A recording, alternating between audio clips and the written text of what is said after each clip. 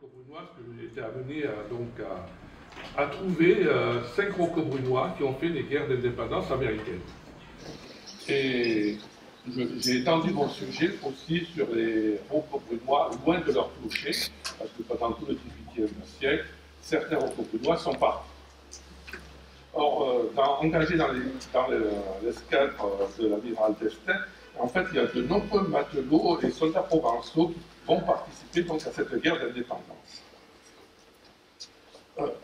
Donc, on pourrait penser que les populations sous l'Ancien Régime, surtout pour un village comme Roquebrune, n'est peu ouvert sur le monde extérieur, c'est pas Port, c'est pas Marseille, c'est pas Antibes, c'est pas Toulon, mais on s'aperçoit très rapidement qu'il y a des relations humaines qui se font notamment avec les communes limitrophes, donc tout le sud-est farois, mais aussi des déplacements qui sont un peu plus lointains, notamment grâce aux bergers avec tout le 04, Thorambas, Castellet-les-Sauces. Donc c'est vrai que tout ça, ça reflète des liens qui se tissent petit à petit tout au long du XVIIe, XVIIIe siècle. Or, ceux qui partent un peu loin au début, donc ce sont surtout la bourgeoisie ou la noblesse, bon, qui siègent au Parlement de Provence, soit à Marseille. Bon, on peut citer des gens comme Roudier, Jaubert, Beuve de Villepé, les deux Bailliers, qui eux vont chercher souvent des épouses plus lointaines, mais les rocobrunois, généralement, restent dans leur village. Alors, ce que j'ai choisi aussi, c'est qu'il y a des rocobrunois qui, avant la guerre d'indépendance américaine, sont partis assez loin. Donc, on en trouve plusieurs exemples à l'Hôtel des Invalides à Paris. Par exemple, on trouve Joseph Athan, dit la Violette, qui est âgé de 58 ans, qui a servi 31 ans dans l'armée et 1 an sur mer, et qui a eu une faiblesse de vue et autres incommodités qui le mettent hors service. Donc, il va mourir en détachement à la défense de la citadelle de Lille. Donc, c'est un rocobrunois qui part à l'autre bout de la France. Vous avez aussi Balthazar Brunel, dit Joli Cœur, qui lui est âgé de 70 ans, qui a servi 49 ans et qui va mourir à Montélimar. Bon, je ne vais pas tous vous les citer, mais bon, Louis Balthazar Garus aussi, qui lui va mourir à Roquebrune, mais, chose importante, il a une décoration qui s'appelle les Éperons d'or, qui est donnée par le Saint-Siège. Vous avez François Gauthier, dit Draguignan, qui va mourir aussi en service, qui est par contre, il a énormément de douleurs de rhumatisme. Donc on apprend plein de petits détails. Vous avez François Roman, dit La France, un rocobrunois aussi, qui est décédé à l'hôpital de Saint-Malo, un rocobrunois encore un peu plus loin. Vous avez Bernard Vignier, dit La Vigne, qui lui va décéder au fort de Nieulé à Calais. Donc après, j'ai fait des recherches sur la Corse, au niveau des familles corses, et par hasard, j'ai trouvé un André Covy, qui est, bon, les Covy sont plutôt du Revel de Sainte-Maxime, mais du côté de sa mère, ce sont des rocobrunois, qui est médecin-major en 1788 à Casaguionne et à Cargèse. Et ce personnage, je le trouve intéressant parce qu'il va rencontrer le père de Napoléon, qui, à la même époque, est à Cargèse. Or, au niveau des guerres d'indépendance américaine, généralement, on voit les Français qui débarquent, ce qui va devenir les États-Unis, mais aussi il y a toute une série de combats qui se situent dans les Antilles. Donc il ne faut pas oublier que la France a quand même des liens depuis le XVIe siècle avec l'Amérique du Nord, notamment New York, la Nouvelle-Angoulême. Et en fait, ce sont surtout au XVIIIe siècle où les relations vont se tendre entre la France et l'Angleterre. Vous connaissez tous l'épisode de Washington qui va massacrer des Français, donc à peu près 30 ans avant la guerre d'indépendance, et qui va reconnaître avoir fait scalper par des Iroquois quelques Français. Alors, quel est l'avis des matelots, des rocobrunois, des Provençaux à bord de ces navires? Donc, en fait, beaucoup meurent de maladies ou de blessures, surtout de maladies. Alors, j'ai trouvé chez Bougainville qui dit que les armements des bateaux sont très mauvais. On a souvent des bateaux qui datent de plus de 20 ans. Les officiers sont peu à même. Les matelots sont souvent pas encore arrivés à Toulon et souvent n'ont pas encore été payés, donc ils n'ont pas pu acheter leurs affaires. Et même au départ de Toulon, donc l'amiral va protester contre l'emploi de ces matelots, je cite, insuffisamment armés et complètement inexpérimentés. Donc même le corps de débarquement, c'est-à-dire les soldats qui sont à bord de ces navires, donc il n'y a pas que des matelots, il y a des corps de combat différents. Alors, beaucoup souffrent de malnutrition. Nous mangeons la soupe que 2 fois par jour, que tous les 2 jours. Il n'y a pas de café, aucune espèce de ragoût. Chaque officier reçoit 4 quarts d'eau pour 21 heures. Et le pain se fait à l'eau de mer. Donc vous voyez à peu près nos rocobrunois dans quelles conditions ils vivent. Après, il y a eu beaucoup de batailles et beaucoup de Français sont morts. Je pense à la bataille au siège de Savannah. Vous avez 700 Français qui sont tués. Or, au niveau des Provençaux qui partent, ce sont souvent des gens de Toulon, Antibes, Cannes, La Seine, La Ciotat, Marseille, Martigues, qui fournissent à peu près 18% des marins provençaux. 2% pour le Languedoc et 0,5% pour la Corse. Alors, en Provence-Orientale, Roquebrune n'est pas la seule communauté à envoyer des soldats. Bon, le Nuit, Sainte-Maxime, Bagnoles, le Revès de Sainte-Maxime, eux ne fournissent aucun matelot.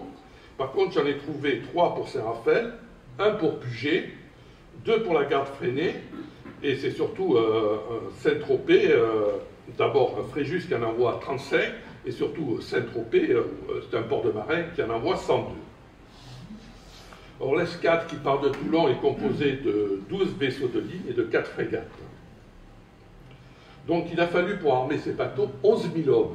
Donc, on va désarmer d'autres bateaux pour pouvoir partir faire la guerre. Alors, au niveau des Rocobrunois, donc, comme je vous le disais, Roquebrune n'est pas un terroir de marins. Bon, vous avez quelqu'un qui s'appelle Antoine A, dit le marin, mais ce surnom aujourd'hui est complètement incompréhensible.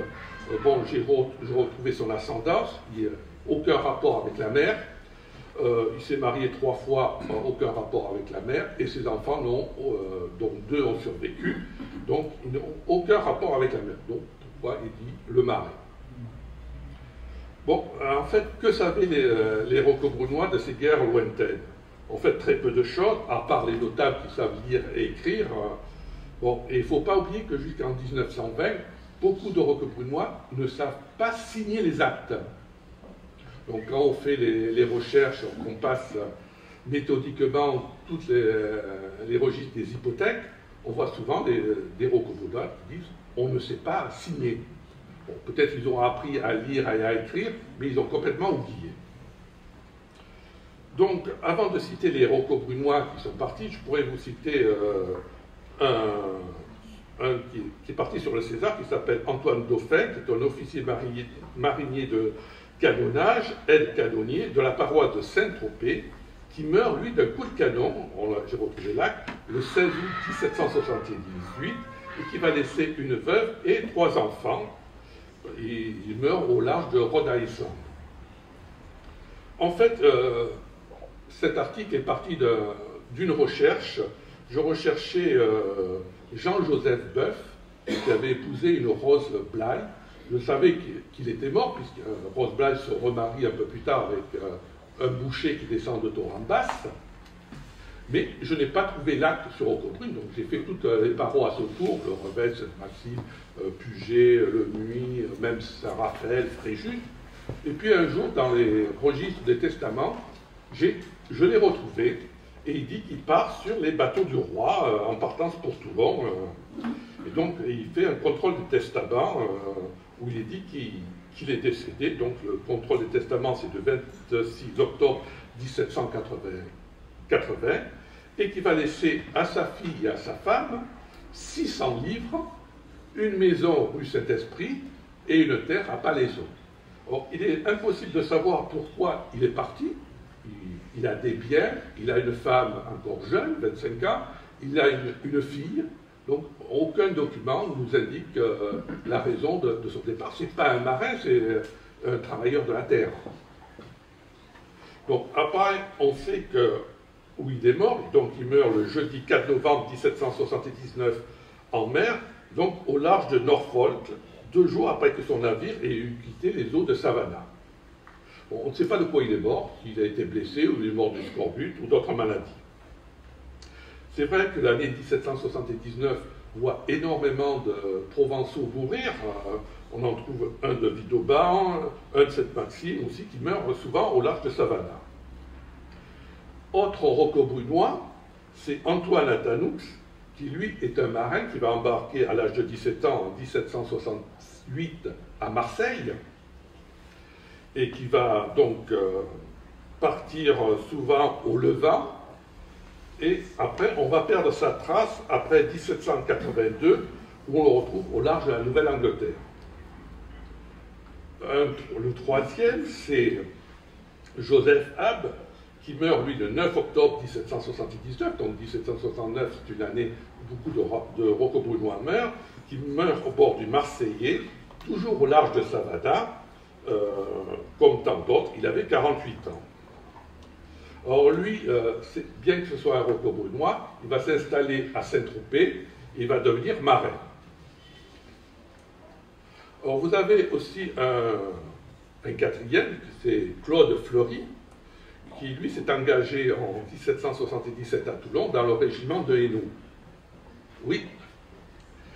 Le cinquième, c'est Guillaume Taradel, qui, lui, s'engage aussi sur le César, il va participer au conflit, mais qui va revenir, puisque je le retrouve en 1785, qui se marie à Bordeaux.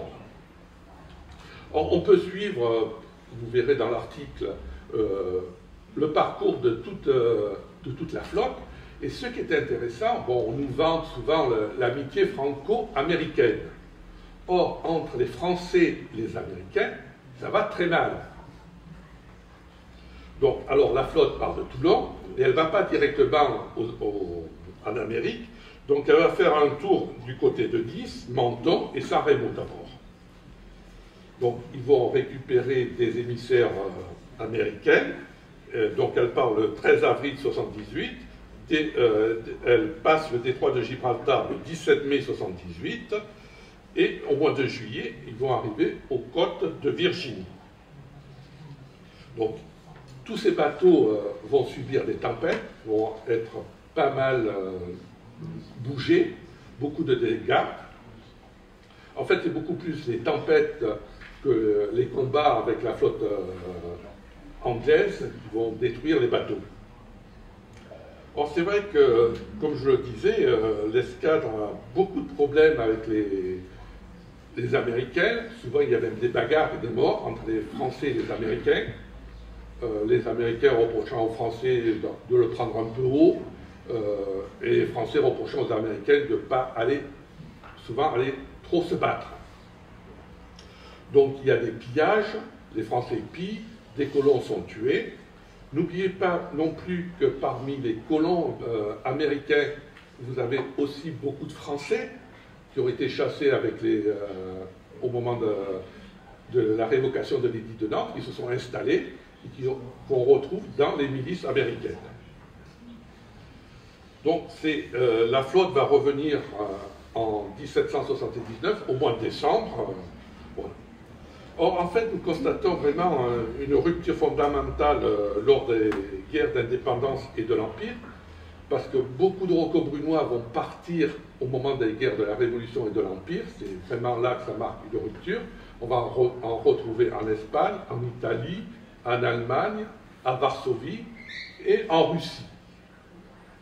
Donc c'est vrai qu'on les retrouve notamment à partir des actes qui ont été mis en ligne sur Mémoire des hommes puisqu'il y a tous les registres des guerres napoléoniennes. Bon, après, vous avez la guerre de 14-18, où alors là, on en trouve surtout le front de l'Est, de la France, et aussi sur le front d'Orient. Mais c'est vrai, la fin du XVIIIe siècle marque une rupture au niveau des relations, des voyages. Mais par contre, on ne peut pas savoir ce que les Rocobrunois pensaient de cette guerre, parce qu'on n'a pas d'écrit. Je vous remercie. Merci.